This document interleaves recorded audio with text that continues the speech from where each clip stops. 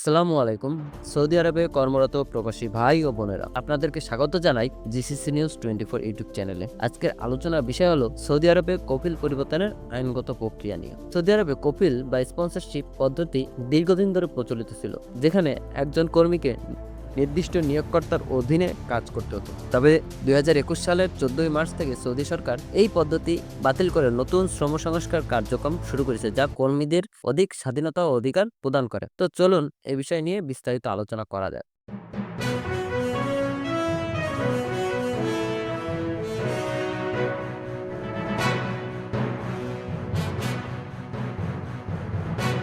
কফিল পরিবর্তনের প্রক্রিয়া। নতুন নিয়মাবলী অনুযায়ী প্রবাসী কর্মীরা নিয়োগকর্তার অনুমতি ছাড়াই চাকরি পরিবর্তন করতে পারেন, তবে এর জন্য কিছু শর্ত পূরণ করতে হবে। কি কি শর্ত?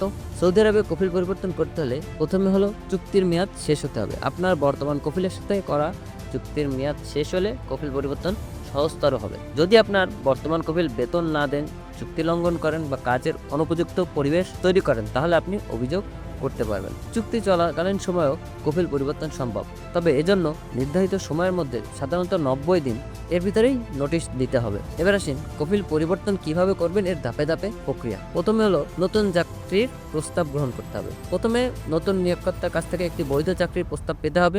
নতুন নিয়োগকর্তা অবশ্যই সৌদি আরবের শ্রম আইন মেনে কাজ করবেন। দ্বিতীয় ধাপ হলো অনলাইন পোর্টালে আবেদন।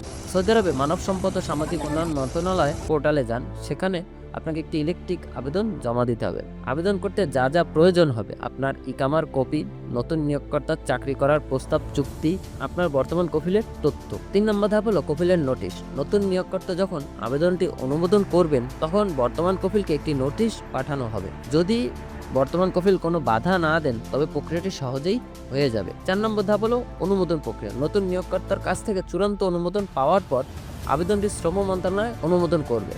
অনুমোদন পেলে আপনার ইকামা নতুন কফিলের নামে স্থানান্তরিত হবে। 5 নম্বর ধাপ হলো ইকামা আপডেট। ইকামা স্থানান্তরের পর আপনার নতুন নিয়োগকর্তার আপডেট করবেন।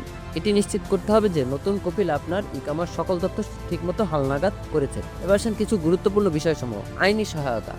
যদি কোনো সমস্যা হয়, তবে একজন আইনজীবীর পরামর্শ নিতে হবে। সৌদি শ্রম মন্ত্রণালয়ের হেল্পলাইনে যোগাযোগ করতে পারেন। এক্ষেত্রে জমি ও কাজের কাগজপত্র সংরক্ষণ করতে হবে। আপনার ইকামা, চুক্তি এবং আবেদন সংক্রান্ত সমস্ত নথি সঠিকভাবে সংরক্ষণ করতে হবে। কোনো দালাল বা অবৈধ প্রক্রিয়া ব্যবহার করবেন না, এটি গুরুতর সমস্যার সৃষ্টি করতে পারে। আপনার বর্তমান কফিল যদি চুক্তি লঙ্ঘন করেন, তবে সাথে সাথে অভিযোগ করুন। সৌদি আরবে শ্রম আইন প্রতিনিয়ত পরিবর্তিত হচ্ছে, তাই সর্বশেষ তথ্য সম্পর্কে সচেতন থাকুন। প্রক্রিয়ার সময় কোনো জটিলতা বা সমস্যা হলে আইনি পরামর্শ গ্রহণ করা উচিত। সমস্ত চুক্তি, নোটিশ এবং যোগাযোগের নথি সংরক্ষণ করা গুরুত্বপূর্ণ, যাতে ভবিষ্যতে প্রমাণ হিসেবে ব্যবহার করা যায়।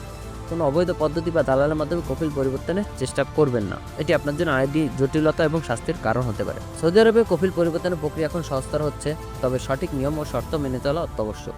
আপনার অধিকার ও দায়িত্ব সম্পর্কে সচেতন থাকুন এবং প্রয়োজনে পেশাদারদের পরামর্শ গ্রহণ করুন। নতুন নিয়োগকর্তার সাথে চুক্তি করার আগে নিশ্চিত করুন যে সরকারি নিয়মাবলী মেনে চলে এবং আপনার জন্য উপযুক্ত কর্মপরিবেশ প্রদান করবে। এই ছিল আজকের আলোচনা। যদি আপনারা আরও তথ্য বা নির্দিষ্ট বিষয় জানতে চান, তাহলে নিচের মন্তব্য বিভাগে কমেন্ট সেকশনে কমেন্ট করতে ভুলবেন না। জিসিসি নিউজ 24 ইউটিউব চ্যানেলের সাথেই থাকুন। সুস্থ থাকুন, নিরাপদে থাকুন। আল্লাহ হাফেজ।